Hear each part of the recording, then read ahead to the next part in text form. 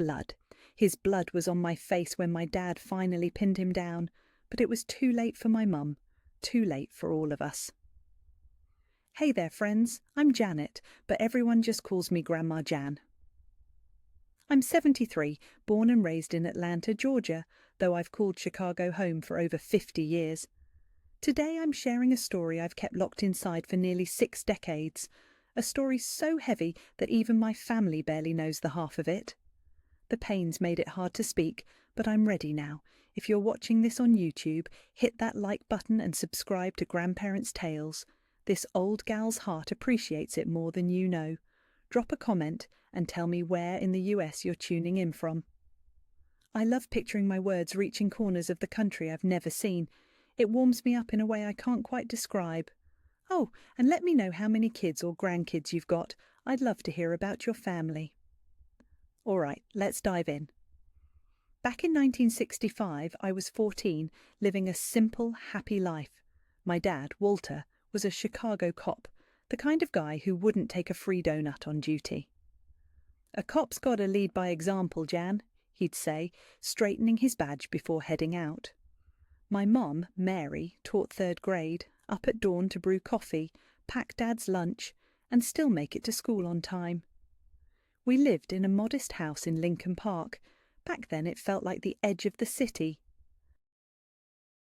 Our backyard was a little paradise, with apple and cherry trees, plus a lemon tree Dad treated like his 4th child.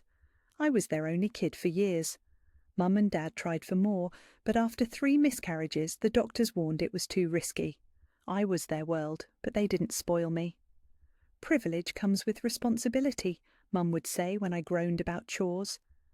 I went to the same school where she taught, which was a nightmare for a teenager. One wrong move, and Mum knew before I could blink. Weekends were cosy. Saturdays at the farmer's market, then a visit to my grandma's place downtown. Sundays meant church, spaghetti, and Dad's cop buddies filling our house with their families. It was a plain life, but it felt safe, warm, full of love. Then came January 1965. Chicago's wind cut like a knife, chilling you to the bone. Dad came home late one night, his face different, not tired, but shaken.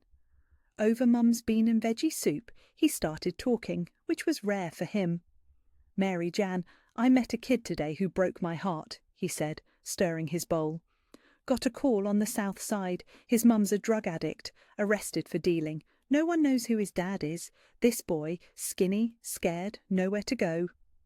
Mum listened, her eyes soft but steady, always respecting the weight of Dad's job.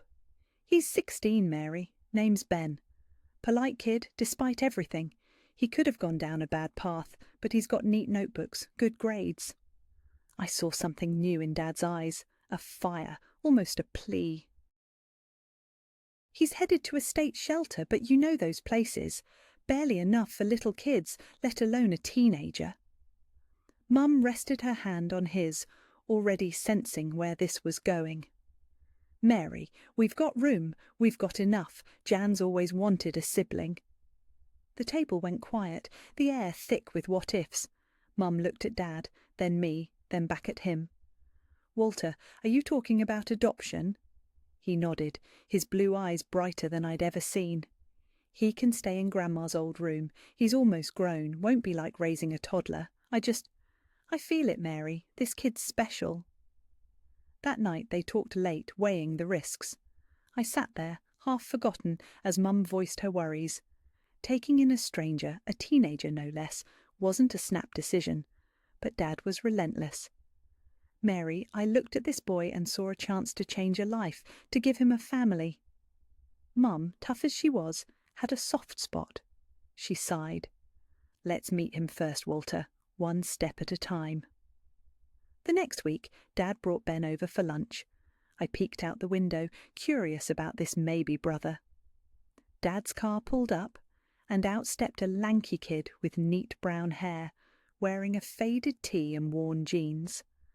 Ben walked into our house like it was a museum, eyes wide, afraid to touch anything. His brown eyes were sad, his smile shy and rare. He barely spoke, calling my parents sir and ma'am, and me Miss. "Just call me Jan," I said, trying to lighten the mood. "Everyone does."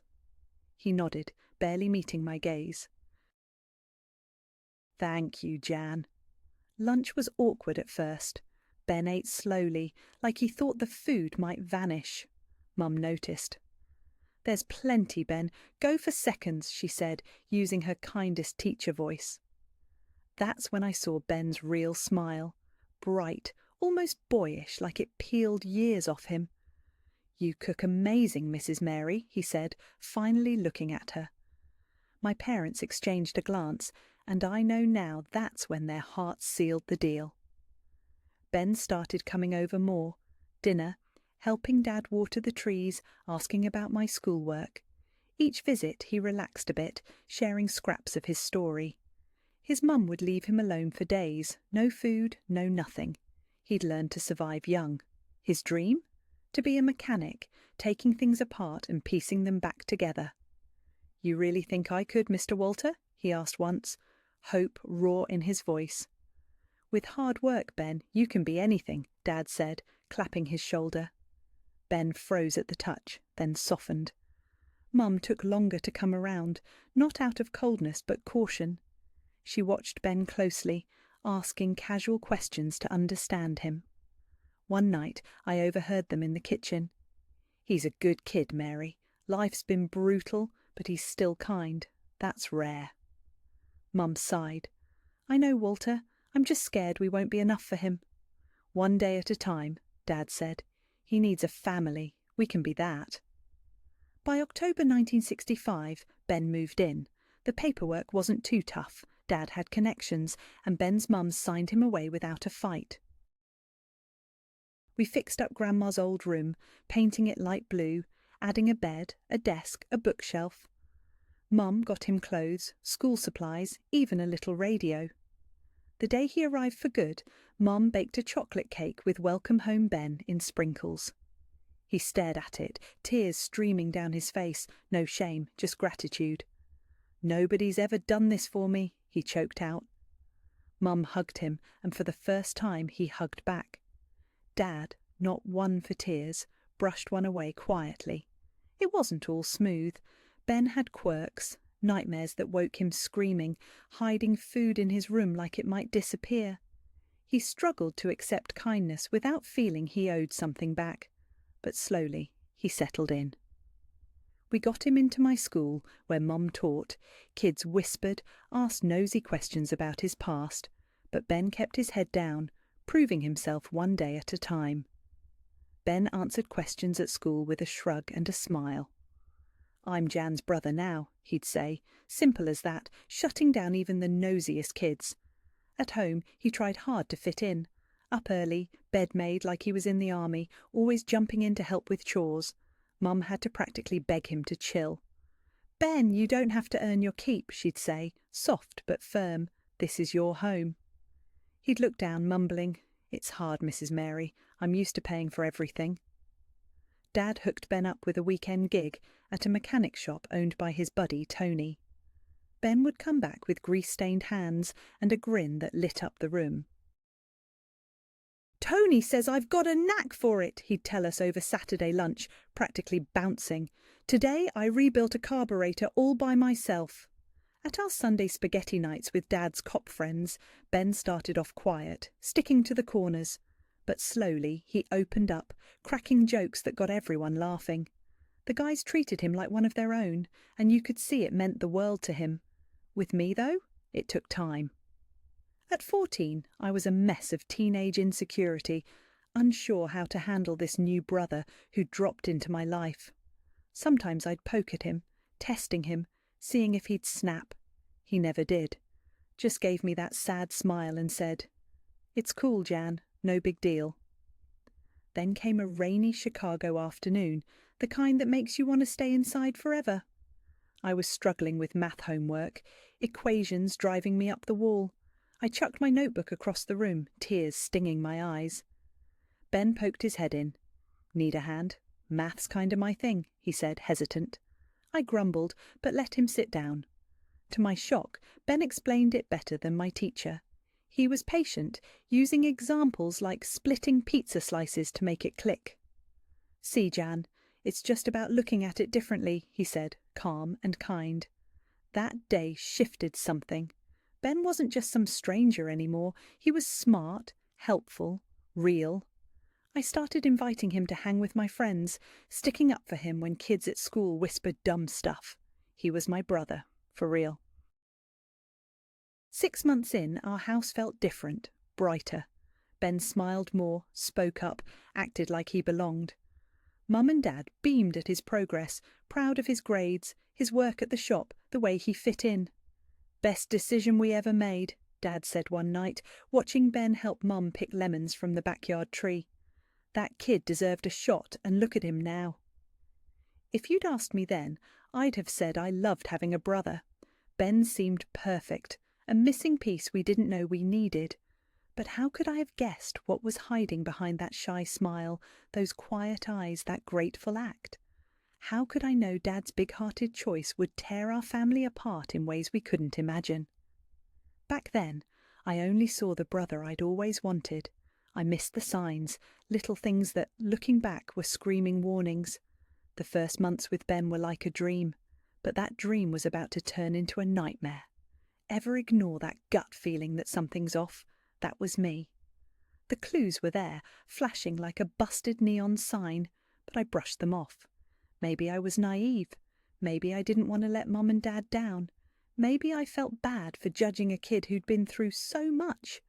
It was early 1966, 3 months after Ben moved in, when things started feeling wrong. Not big, obvious stuff, just little details, like a picture frame nudged out of place in a house you know by heart. First, I noticed how Ben looked at Mum when he thought no one saw. It wasn't a son's look or even gratitude. It was intense, possessive, like he was sizing her up. When she'd pat his shoulder in the kitchen, his eyes would flicker, something sharp, almost angry, gone in a second. One morning, I woke up early and crept to the kitchen for water. I froze when I heard voices, Mom and Ben. She was making coffee at 5 a.m, like always, and he was up, helping. "You don't need to be up this early, Ben," she said, sweet as ever. "I like it, Mrs. Mary," he replied, his tone giving me chills. "Mr. Walter and Jan don't get you like I do." Mum laughed it off, that polite laugh she used when she was uncomfortable. "That's silly, Ben. We're family." He kept going, like she hadn't spoken. "Before, I had nothing. Now I have you. Not you all, not a family, just you," like Mom was his. When I walked in, Ben flipped like a switch, all smiles, offering me milk, asking if I slept okay. But I caught the irritation in his eyes, like I'd ruined his moment. I told my friend Susan about it. "You're just jealous, Jan," she laughed. "It's normal with a new sibling." Maybe she was right. Maybe I was being petty. I decided to try harder, to really accept Ben. But weird stuff kept happening. Mum noticed her things going missing. A lipstick, a scarf, an old photo of her alone. Little stuff, easy to write off as misplaced. At dinner, when she'd mention it, Ben was always first to jump in, all concern. "That's odd, Mrs. Mary. Sure you didn't leave it at school?" One afternoon I came home early from school, feeling sick from gym. Nobody expected me. Mum was teaching, Dad was on duty, and Ben should have been at the shop. But as I slipped inside, head pounding, I heard noises from my parents' room. Thinking it was a burglar, I crept closer, heart racing.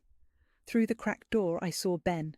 On their bed, face buried in Mum's pillow, breathing it in like he was starving for her scent. Next to him were her missing things, lipstick, scarf, photos, even her hairbrush.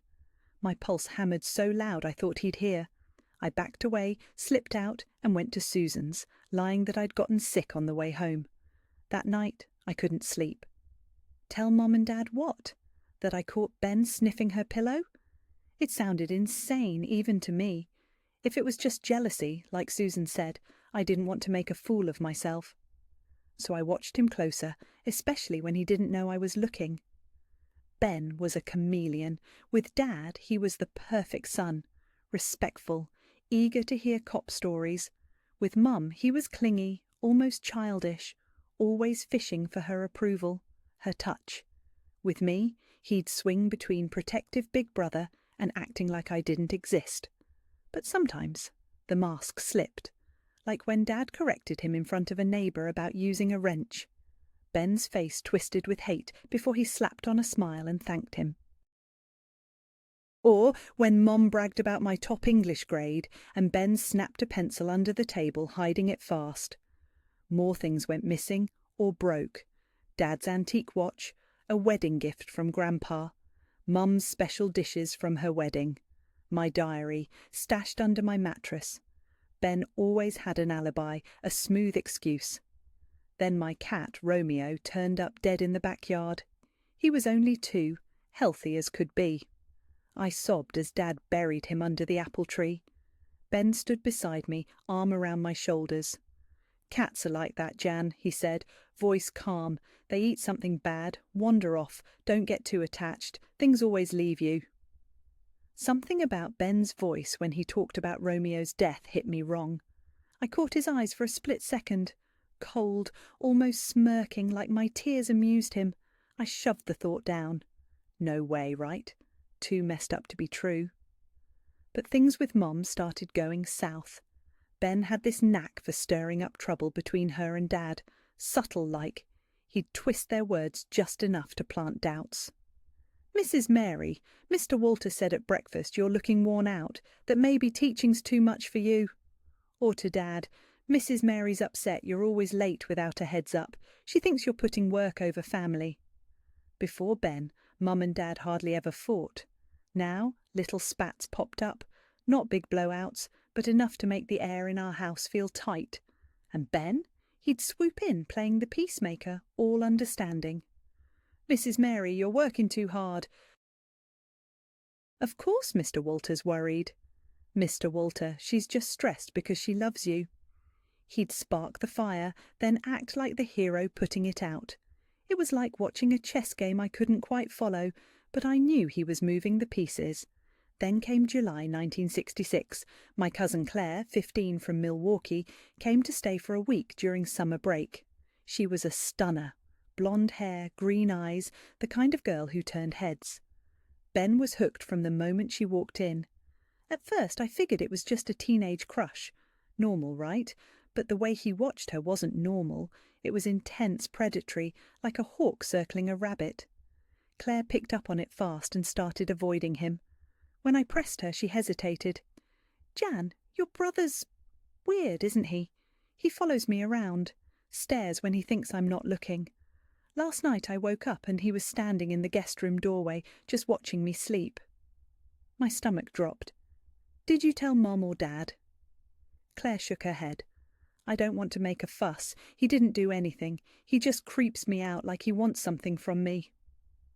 The next day, Claire said she got a call about her grandma being sick and left early. Mum and Dad thought it was odd but didn't push. Ben, though. He was pissed, even if he tried to hide it. That night I heard thumping from his room, like he was punching something. Next morning, his knuckles were raw, like he'd taken it out on a wall. Things got weirder after that. Ben started treating me with this mix of scorn and something sharper, like a veiled threat. One day he cornered me in the hallway, too close for comfort. "Your cousin's a liar," he hissed. "She said stuff about me, didn't she? What did she tell you?" My heart pounded. His eyes weren't human. They were animal, cold. "She didn't say anything," I stammered. "Her grandma got sick, that's all." He smirked, but it was hollow. "Good. 'Cause if someone spreads lies about me, Jan, I get real sad, and when I'm sad I do things I regret." It wasn't just a warning, it was a promise. I nodded, forcing calm, but when he walked away, I bolted to the bathroom and threw up, shaking with a fear I couldn't name. I knew I had to tell my parents, crazy or not. I picked Dad first. He was a cop, trained to spot trouble. I waited for a Sunday afternoon when Mum was visiting a sick friend and Ben was supposedly at the library. "Dad," I started, voice wobbly. I need to talk about Ben. He lowered his newspaper, eyes sharp. I spilled everything. The pillow incident, Mum's missing stuff, the way he looked at her, what Claire said, the hallway threat. His face shifted from surprise to worry to something heavier, like disappointment. When I finished, he sighed, long and deep. Jan, are you sure you're not reading this wrong? Ben's had a rough life. Some odd habits are normal. It felt like a punch. My own dad didn't believe me. Dad, it's not just quirks. Something's wrong with him. He looks at Mum like, it's creepy. And he threatened me. Dad rubbed his face, looking older than ever. Jan, adopting Ben was my idea. I know it's hard sharing us after being an only child. Maybe you're seeing problems that aren't there. My chest caved. He thought I was jealous, making it all up. You think I'm lying? I choked out. No, sweetheart, he said, softer. I just think we're all adjusting to this new family thing. Then the front door creaked open. Ben walked in, books in hand, glancing between us. Something in my face or Dad's must have tipped him off, because his eyes darkened for a split second. Afternoon, Mr. Walter. Hey, Jan, he said, flashing that fake smile I now saw through. Am I interrupting? Just talking family stuff, son, Dad said, standing. How was the library? Ben kept his eyes on me. Real productive. Learned a lot today. When Dad stepped out for water, Ben leaned in, voice low and sharp. I warned you, little Jan. Don't push me. You won't like me when I'm mad. I backed up, my blood like ice. This wasn't paranoia anymore. Ben was dangerous, and I was the only one who saw it. That night, I locked my bedroom door for the first time. The days after, I felt a storm brewing in our house, dark clouds piling up with no escape.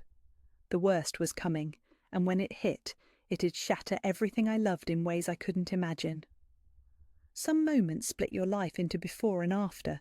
For me, that was November 17th, 1966. A Thursday that started ordinary, but ended as the day our family broke forever. That week was heavy. After my talk with Dad, Ben stopped hiding his edge around me. The shy smile was gone when we were alone, replaced by a cold, calculating stare, like a wolf tracking its next move. Mum was drained. Her school was a mess, short on teachers, kids acting out, parent meetings dragging late. She came home slumped, eyes red, her usual spark dimmed. That Thursday, I woke up with a knot in my chest, like the air was too thick to breathe. I begged Mum to stay home, faking a stomachache, saying I needed her. But she had a big meeting at school. I'll be home early, sweetie, she said, kissing my forehead. We'll watch your favourite movie after dinner. I watched her walk to the bus stop, small but determined. I didn't know it'd be the last time I'd see her alive. School let out early that day, some teacher conference thing. I got home around 2 p.m, expecting an empty house. Dad was on duty, Mum at school, and Ben should have been at the mechanic shop like every Thursday.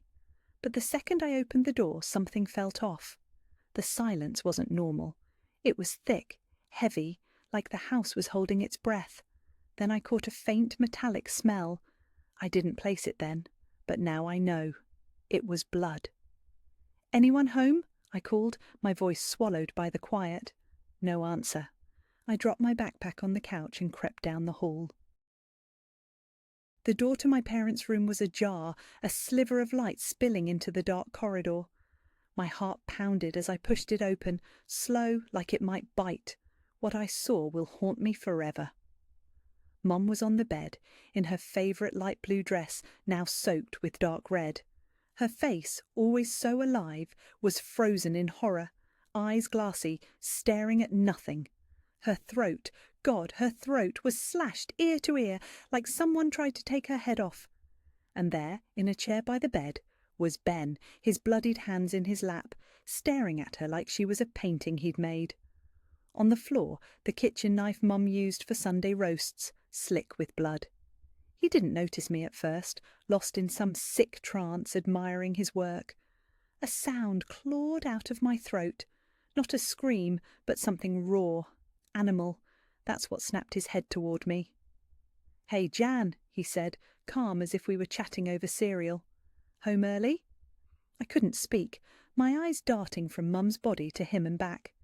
"She came home early too," he said, nodding at her. "Said she felt sick, needed to rest before dinner." A twisted smile crept across his face. "Guess she'll rest forever now." My voice finally broke free, choked. "What did you do?" He tilted his head like a curious puppy. "What's it look like, little Jan? I freed us. She was in the way, between me and your dad, me and you, controlling, possessive. Didn't you see how she smothered us with that fake love?" His words didn't compute, like a language I didn't speak. "You killed my mum," I said, the truth hitting like a sledgehammer. "You killed my mum." The scream shifted something in him. The dreamy look vanished, replaced by that cold, predatory stare I'd glimpsed before. "And now I'll have to kill you too," he said, standing slow. "Shame. I liked you, Jan. We could have been a family. Me, you, your dad. But you were always watching, weren't you? Little spy." He stepped closer. I don't remember moving, but suddenly the knife was in my hand, heavy, slick with Mum's blood. "Stay back," I warned, voice steadier than I felt. "Don't come closer." Ben laughed, a sick, guttural sound that didn't match his teenage face. "Or what, Jan? You gonna kill me? You don't have the guts. Mommy's little girl, always so protected." He took another step. "Stop!" I screamed, raising the knife. Another step. "I'm warning you, Ben." He was close now, close enough for me to smell him. Sweat, blood, and something sharp, chemical. Later, I learned it was cocaine. His eyes were wild, pupils blown. "You're just like her," he hissed. "Weak, pathetic. Think you can stop me?" I slit her throat without blinking. "What'll I feel with you?" Something inside me snapped. Fear, rage, horror, it all flooded in like a dam breaking. I lunged, not thinking, just instinct. The knife sank into his stomach, smooth as cutting butter. Ben looked down, shocked, like he couldn't believe it. His eyes met mine, and for the first time I saw fear in them. "You!" he started, but didn't finish. He stumbled back, the knife pulling free as he fell, blood pooling fast, mixing with Mum's on the floor. I stood frozen, staring at my hands, at Mum's body, at Ben writhing. Time stopped, seconds, minutes, I don't know. My dad's voice broke the spell, cheerful from the front door. "I'm home. Got off early today." What happened next is a blur of snapshots. Dad in the doorway, his smile dying as he saw the scene. Ben still alive, reaching for him. "Dad, she stabbed me. Help." Me, covered in blood, pointing at Mum. "He killed her, Dad. He killed Mum." Dad dropping to his knees, face twisted in agony.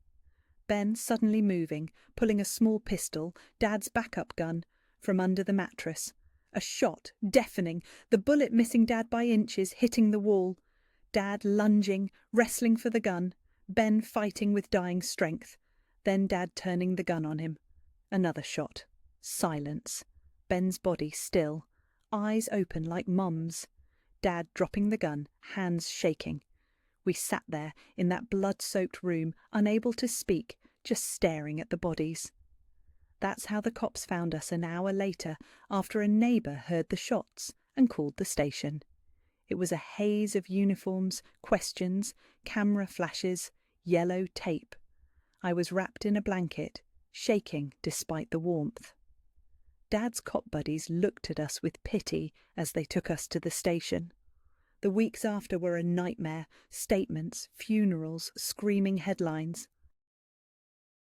Adopted teen murder's mother killed by cop father. The investigation dug up Ben's past. He wasn't the lost kid Dad thought he'd saved. His mum wasn't in jail, she'd been murdered 3 years earlier, and Ben was the prime suspect, though they couldn't prove it. He'd been through 5 foster homes, all sent him back for things like torturing animals or worse. None of that reached Dad, buried in some mix-up or cover-up. They found Ben's diary in his room, pages of violent fantasies about Mom, plans to kill Dad and stage it as suicide, then convince me to run away with him. The police ruled it self-defense for both Dad and me. No charges. But the damage was done. Our family was gone. Our house, once warm and safe, was a crime scene no soap could clean. We sold it weeks later, unable to even glance at it without reliving that day. We moved to a cramped apartment across town, trying to start over, to claw our way out of the horror. But how do you rebuild when your world's in pieces? How do you trust again when Dad's trust in Ben cost us everything? That question haunted me, but I didn't know then, staring at the blood on my hands, Mum's, Ben's, that this was just the start. The worst was still coming. Dad's silence, heavy as stone, the guilt eating him alive, the depression pulling him away from me, his only family left. At 15, I'd seen my mum murdered, stabbed someone to survive. How could I know I'd need strength I didn't have, not just to keep going, but to pull Dad back from the edge? Our old life died in that room, and the road ahead was darker, lonelier than I could have imagined. Silence has weight, you know. In our new apartment it was so heavy I'd wake up gasping, like it was crushing my chest. Those first weeks after Mum's funeral, we were numb, moving through life like we were underwater, slow, muffled, half alive. Dad took leave from the force, and I skipped school for nearly a month. Nobody batted an eye. Our story was plastered across every Chicago paper. The Thompson family tragedy, they called it, with photos from our family albums some neighbour or so-called friend sold to the press. Our new apartment in Lincoln Park, far from our old house, was supposed to be a fresh start. But how do you restart when your life's been ripped to shreds? We barely talked those first days, not out of anger, but because words felt useless against the weight of what we'd been through. At night, I'd hear Dad crying in his room, muffled, like he didn't want to burden me even with his grief. Come morning, he'd make coffee in silence, eyes red, forcing a smile that never reached them. "How you holding up, Jan?" he'd ask every day, like clockwork. "I'm okay, Dad," I'd lie back. We were anything but okay, broken, bleeding inside, grappling with a horror too big for words. By the third week, I saw something darker eating at him, beyond just grief. He was shrinking, skin hanging loose, waving off food with a "not hungry." Sleep stopped coming. I'd find him at 3 a.m. on our tiny balcony, staring into nothing, whiskey in hand. "You gotta sleep, Dad," I'd say. "Can't close my eyes without seeing—" He'd trail off. He didn't need to finish. I saw it too. Mum on the bed, the blood, Ben, the knife, the gunshot, a nightmare on repeat. One morning, I walked into the kitchen and found him at the table, surrounded by papers, police reports, adoption files, old photos of Ben, yellowed news clippings. His eyes were glassy, fixed on the mess. "What's all this, Dad?" I asked, though I knew. "I should have seen it, Jan," he said, voice hoarse, like he hadn't spoken in days. "It's all here, his history, the warnings. How was I so blind?" I scanned the documents, psych reports calling Ben potentially dangerous, lacking empathy, manipulative, records from past foster homes, a kid pushed downstairs, a dead dog, stolen stuff, small fires. "It's not your fault," I said, grabbing his cold hand. "You didn't know. They hid this from you." He pulled away. "I'm a cop, Jan. My job's to dig, to find the truth, and I didn't even check the kid I brought into our home." Guilt was swallowing him whole. Day by day, I watched him fade, thinner, quieter, a ghost of himself. When he went back to work after 6 weeks, his cop buddies treated him like a fragile relic, pity mixed with awkwardness. The man they'd respected was now a walking tragedy. I went back to school begging to transfer, but Dad said no. I couldn't handle the stares, the whispers. Most friends kept their distance, unsure how to talk to the girl who'd seen her mom murdered and stabbed someone. Susan stuck by me, showing up at the apartment daily, sitting through my silences or rambling about school drama like nothing had changed. She was my lifeline, tethering me to the world I'd lost. Months dragged on, and we settled into a grim routine. Dad worked late, coming home with whiskey on his breath. I kept the apartment running, cooking what Mum taught me, scraping by at school. We talked less, like strangers sharing space.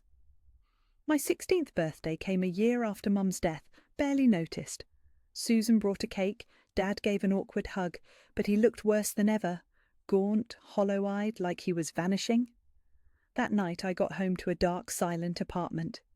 "Dad?" No answer. Panic crept in as I checked empty rooms. The bathroom door was locked. "Dad!" I screamed, pounding. Nothing. I grabbed a knife from the kitchen, jimmied the lock. The door swung open, and my blood froze. Dad was in the tub, water red, wrists slashed, head lolled to the side. For a second, I thought he was gone. Then I saw his chest move, faint.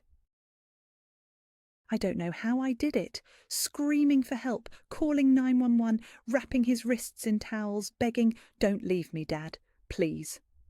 The hospital wait was endless, me alone in blood-stained clothes. Dad's blood now, feeling like I'd hit my breaking point. At 16, I'd seen too much death, too much pain. When the doctor said he'd live, that we'd gotten there in time, I didn't cry from relief. I cried from exhaustion, sobbing until my body ached, until the nurses worried I'd need a sedative too. Dad spent 2 weeks in the hospital, ICU, then psych ward. Severe depression, suicidal ideation, PTSD, they said. Just words for what I already knew. Guilt was drowning him. I stayed with Susan's family, her parents wrapping me in kindness, trying to give me a slice of normal. Her dad, Charlie, Dad's old friend, visited him daily when I couldn't. When Dad came home, he had a bag of pills and a twice-weekly therapy order. He was quieter, still distant, like part of him stayed in that tub. "I'm sorry, Jan," he said when we were alone. "I wasn't thinking about you. I just wanted the pain to stop." I hugged him, feeling bones where strength used to be. "We'll get through this, Dad, together. Promise you won't leave me." He nodded, eyes down. "I'll try." The months after were a slow, brutal climb. Therapy helped bit by bit. Meds were tweaked until the darkest thoughts stayed at bay. Dad went back to work, but on desk duty, away from the streets. Unexpected people stepped up. Mrs. Irene, the 70-year-old widow next door, brought us casseroles, saying we were too skinny. Joe, the building's doorman, fixed leaks for free. My English teacher gave me extra lessons to catch up. These small acts wove a net, keeping us from falling again. But we'd never be who we were. How could we? We carried scars, some you could see, some buried deep, reshaping us, our view of the world, our bond. On my 17th birthday, Dad tried to make it normal. He got a cake, invited Susan and a couple of new friends I'd made, even played Mum's favourite song. It wasn't the same, but it was something, a flicker of hope in the dark. During my 17th birthday, as the candles flickered and my friends laughed, I caught Dad's eyes across the room, sadness mixed with a spark of grit that tore at my heart. Later, when everyone left, he handed me a small box. "This was your mum's," he said, voice thick. "She wanted you to have it at 18, but I think she'd want you to have it now." Inside was a gold necklace, a tiny open-book pendant glinting, a nod to Mum's love for stories she'd tried to pass on to me. "She bought it months before. Everything," Dad said, choking up. "I kept it where she hid it." Staring at that necklace, something in me cracked, not to destroy, but to release a flood of feelings I'd locked away. "I miss her so much, Dad," I said, tears spilling. Every day I wake up thinking I'll hear her voice. "Me too, Jan," he said, and for the first time since that awful day, he let himself break, sobbing openly, his whole body shaking. Not a second goes by without her, without regret. I grabbed his hands. "It wasn't your fault, Dad. You wanted to help someone. You wanted to do good." His voice cracked. "But I brought that monster into our home, Jan. I pushed, even when your mum had doubts. He fooled us all, even the experts." We held each other, crying together, raw but cleansing, like we were finally letting out the poison of guilt and pain. That night didn't fix everything. Dad still battled dark days, depression, nightmares. I still flinched at loud noises, dodged certain places, saw flashes of that bloody room. But something shifted. We weren't suffering alone anymore. Together, the weight felt lighter. We started new rituals, small anchors to keep us afloat. Sundays, we made Mum's pancakes, flipping them with a little more flair each time. Friday nights, we watched cheesy comedies. No violence, no suspense.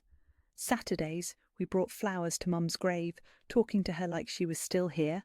Slowly, so slow I barely noticed, we learned to live again.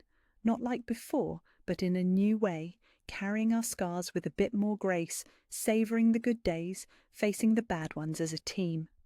My senior year, when it was time to pick a path, it hit me clear as day. Psychology. I wanted to understand what broke our family, to help others through their pain, to turn my hurt into something good. When I told Dad, his eyes lit up, a flicker of the idealistic cop he used to be. "Your mum would be so proud, Jan," he said, squeezing my hands. "I'm so proud it hurts." Those words carried me. They were proof we could survive, maybe even find peace. But peace came slow, in ways I didn't expect, through valleys of pain before any light broke through. Time's a funny thing after trauma. Some days I can still smell the blood, hear the screams, see Mum's empty eyes like it was yesterday. Other days it feels like another life, another person. Now, at 73, I see that 14-year-old girl who lost everything, didn't know she'd build a life from the ashes. In 1970, at 19, I started psychology at the University of Illinois at Chicago, a win for both me and Dad. He was back at work, stuck in admin but steady, while I tutored to help with bills. Campus was a new world. For the first time, I wasn't that girl from the tragedy. It was freeing but terrifying, like I was hiding a secret that could ruin me. In my sophomore year, a guest speaker changed everything. Dr. Edward Mendez, a psychiatrist with greying hair and kind eyes, spoke about trauma survivors with such compassion I stayed after class, peppering him with questions. "You've got a personal stake in this, don't you?" he said gently. I hesitated, then admitted. "It's personal." He didn't push, just offered his clinic hours. 3 weeks later, I showed up. In his small blue-walled office I spilled it all. Ben, Mom, Dad's suicide attempt, my nightmares. 2 hours, words pouring like a busted pipe. Dr. Edward listened. No judgment, no pity, just presence. "Janet," he said, using my full name for the first time in years, "what you've been through is unthinkable. That you're here, studying, living. It's extraordinary. But healing isn't just surviving. It's weaving that pain into your story without letting it own you." That hit deep. Weekly therapy was grueling, like running an emotional marathon, but it shifted how I saw myself. "You're not just a victim," he told me. "You're a survivor. You saved your dad's life." I'd never seen it that way. I'd always been the girl who didn't spot the danger, who couldn't save Mum, who had to kill to live. Knowing I'd saved Dad changed everything. I shared this with Dad, who'd started therapy too. Our bond grew, not just as survivors, but as people finding each other again, building on what we still had. In therapy, I faced the guilt of killing Ben, even in self-defense. "I feel his weight on the knife," I confessed, hands shaking, the blood on my hands. Dr. Edward explained, "In that moment, your brain chose fight over flee or freeze. It wasn't you deciding, it was survival." It took years to see I wasn't like Ben, that his cruelty and my instinct were worlds apart. By junior year, I opened up, made friends, joined study groups, even hit a few parties. That's when I met Carlos, a law student in the library. We bonded over books, then everything else. On our 4th coffee date, he grabbed my hand. "Can I tell you something, Jan? I know who you are. My dad's a lawyer. He worked your case." My heart stopped. "I haven't told a soul," he said fast. "I admire you, your courage." I wanted to run, but his honesty held me. "Why tell me now?" I asked. "Because I'm falling for you," he said. Simple as that. I want to start honest. That was the start of us. Slow, cautious, with Carlos respecting my pace. It took 6 months for a kiss, a year to be alone with him without panic. When I told Dad, he grilled Carlos like a suspect, but Carlos handled it with grace. After dinner, Dad hugged me. "He's a good guy, Jan. Your mum would have liked him." It was the first time he spoke of her without that crushing guilt. A tiny miracle. I graduated in 1974. At 23, Carlos in law the same year. At commencement, seeing Dad clap, tears in his eyes, with Susan and new friends beside him, I realised we'd built something real, not perfect, but ours. That night, Carlos proposed. I said yes, but only if we stayed near Dad. He got it without me explaining. We married in 1975, a small ceremony. Dad walked me down the aisle, grey and thinner than a 50-year-old should be, but smiling true. "Your mum would be so proud of who you are," he whispered, handing me to Carlos. We bought a house 10 minutes from Dad's. Carlos started a human rights law practice. I worked at a community clinic, helping people afford therapy. Turning my pain into purpose felt like giving meaning to it all. In 1977, at 26, I got pregnant. Joy hit hard, but so did fear. How could I mother a child after losing mine so young? Dr. Edward, now a friend, helped me through. "Your past doesn't doom you, Janet. It's given you wisdom." Dad was over the moon, painting the nursery, building the crib, buying toys way too early. "Think I'll be a decent grandpa?" he asked, nervous. "The best," I said, squeezing his hand. "This kid's lucky to have you." Mary, named for Mom, was born in September 1977. Holding her felt like my heart was outside my chest, fragile, fierce, overwhelming. That first year was exhausting, terrifying, beautiful. Carlos was all in, and Dad was there daily, beaming at his granddaughter. We decided to tell Mary about her roots when she was old enough. Not the gory details, but the truth. Her grandma was taken by violence. Her grandpa and I survived a tragedy. We wanted her to know her story without carrying our scars. In 1980, we had Walter, named for Dad. Seeing him with both grandkids, one in each arm, was a picture I never thought possible in those dark days. Life rolled on. First words, birthdays, graduations, and losses too, like Dad's heart attack in 1995 at 70. But we weren't alone anymore. We'd built a family, a network, a life.